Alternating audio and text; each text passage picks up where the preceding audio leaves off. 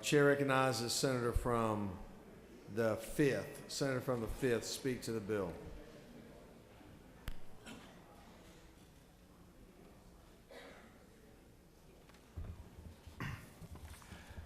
So I rise to address this bill, or the committee substitute to SB185, and I do want to thank, I guess, the original bill's author,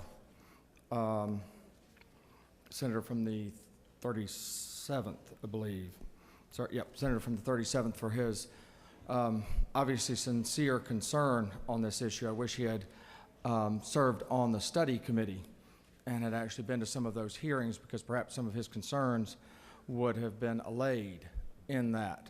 I understand what this bill is, and what this bill is what they said in some places, sort of to declare victory and get out, to say you have done something, but to not necessarily do something.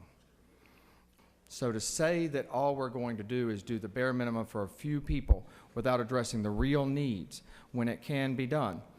I know that there was concern expressed by the senator from the 37th about prosecution. You know, he completely omits the Cromnibus bill. Terrible name, but that's the name of it. That's what happens when the federal government names things. But the last federal budget bill also said expressly it is now in law that they are not going to interfere with the dispensing of medicinal marijuana in those medicinal marijuana states, as long as it's for those purposes.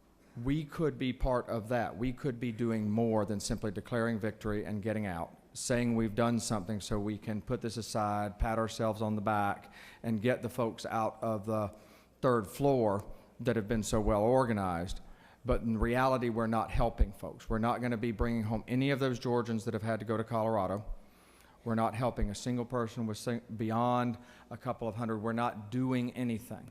And to sit here and pretend that this bill does something, and that it's going to be helping Georgians, and that it moves the ball forward, what it does is it kicks the can. I know that folks can nod their head and shake their head and roll their eyes, but they're just wrong. They're just wrong. We ought to be doing something to make sure that folks have access to this medical treatment in a format that they can have access to, that will treat their illness, and in a way that they will not be jeopardizing themselves of committing a felony, crossing state laws, where they don't have to be lucky enough to get into a study. But once you draft a bill sometimes that nobody will object to, you have drafted a bill that will do nothing.